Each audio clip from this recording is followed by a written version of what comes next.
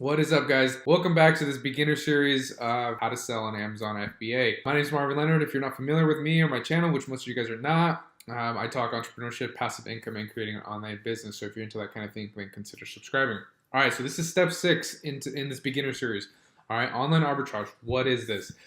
This is exactly the same thing as retail arbitrage. The only difference is that instead of physically going to the stores, you're going to their websites and doing your business there, right?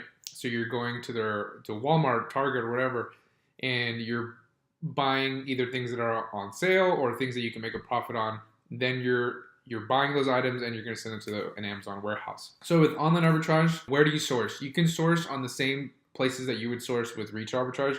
Just do it online. But one thing that I would recommend is that instead of going to big stores like Walmart, Target, go to smaller to medium stores because there's less competition there, right? Everybody's going to go to Walmart. Everybody's going to go to Target. Everybody's going to go and look for products that are around the 20-point price range, if not less, and they're all going to be sourcing the same thing, which is when you run into problems with, a race to the bottom as far as price. Now, if you do want to go source from Walmart, Target, or sites like that, my recommendation would be to be ready to spend a little bit more money. If you buy something that's like $100 plus, or maybe a little bit less, maybe a little bit more, there's going to be less people buying that item. There's going to be less people sourcing that item, which means there's going to be less competition. So that's a way that you can separate yourself from the competition if you do go the route with going to these bigger box stores. Okay, so how are you going to source these products? Now, you can definitely go onto the website and start clicking away and comparing one product at a time to Amazon and then comparing the numbers and doing all that yourself. That is a way to do it, but it's not a long-term sustainable way. That is, in my opinion, the wrong way to do it. But you're going to go to these sites, right? And you can either start clicking on these and compare them one by one to Amazon. That's not realistic. You can do it if you want. I don't recommend it. If you're going to do online arbitrage, I would recommend people get a software like Tactical Arbitrage.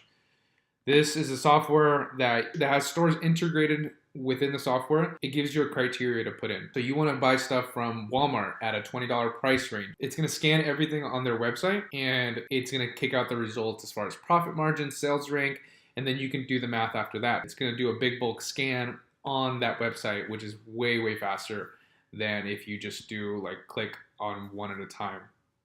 Also, what it does is if you have a coffee mug from Walmart, but Target has the same coffee mug for less, it'll give you the Target listing instead of the Walmart listing, even though you were scanning for Walmart. It's going to give you the lowest price that they can find on the internet. A very powerful tool if you're going to do online arbitrage. So it already has, for the US, 463 different websites to source from. These are all integrated with the software, so you can just plug one of these into when you sign up, and it'll scan it to Amazon and spit out the information that you need. It's a little on the pricier side, especially for online arbitrage. So it's $99 if you just do the online arbitrage. You can pay the extra $50 and get everything. They have a wholesale portion of it. I don't use this software, but I did use it when I was doing online arbitrage. But for wholesale, I don't use this. That is how I recommend you source your products to be the most optimal, to save the most time. It does take time to source, even through using tactical arbitrage. Obviously, it's scanning a lot of data, so it takes a long time for it to scan the whole website to kick out the results for you. So the next thing we're going to be talking about is what are the problems with OA, online arbitrage. In my experience, the problems that I ran into and the problems that I see are that a lot of new sellers flood the market and they go straight into online arbitrage. This is for a few reasons, right? The main reason is because of the low barrier of entry. It doesn't take a lot to get into online arbitrage. Anybody can do it who has an Amazon professional seller account. Anybody can do it. So that's why a lot of people go there trying to make a quick buck. What does that lead to? It leads to a lot of inexperienced people selling the same products. And this is a huge problem because when you have a lot of inexperienced people sourcing the same things, it's going to be a race to the bottom. And a race to the bottom, I just mean a race to the bottom as far as the list price. So if you buy that coffee mug from Walmart and you list it for $20 and selling on Amazon for $30, everybody's going to be sourcing that same mug or that same coffee cup where you would have made a profit selling it at 30, now the list price is 18, right? So you're obviously going to lose money. And this is a huge problem with inexperienced sellers, that they just drop the price. And I think it's a more of a psychological thing. Even though they know they're going to lose money, they want to see the sales coming in, and they want to recoup the little money that they lost, right? Because they see other people are dropping the price. So they're like, okay, well, let me salvage the little money that I have in there on that listing. Don't do that, guys. Nobody wins there. You need to have a game plan for, okay, how long am I going to hold this item? And if it doesn't, then you can cut your loss at that point. All right, so who is OA for? Who is this business model for?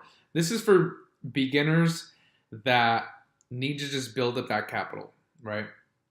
They need to build up that capital to then move into private label or wholesale. That's where you create an actual business from Amazon. That's where you actually leverage the power of Amazon to create an actual business, okay? This, in my opinion, is not. But it is a good way to kind of get your feet wet, learn the process of Amazon, learn how to source, use the tools that we talked about in the other video to find a product that's selling, package that product, send it to the warehouse, and then run through things with your listing and just kind of get experience from there, and then move into private label or wholesale. But just follow the way that I've laid everything out, and you'll be able to kind of set yourself apart from the competition.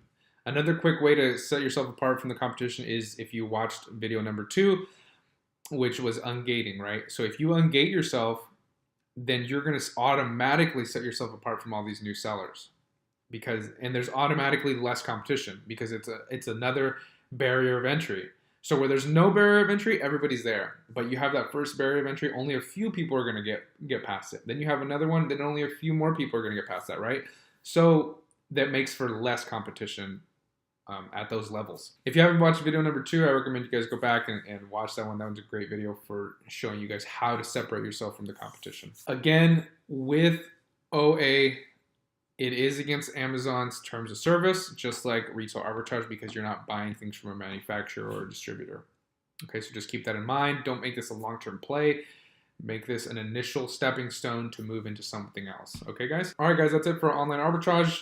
Don't forget to subscribe, drop a like if you guys are getting any value out of this little beginner series. The next video, I'm going to show you guys how to ship and prep your products if you're doing online arbitrage and retail arbitrage. All right, guys? So don't forget to subscribe, and I'll see you guys in the next one.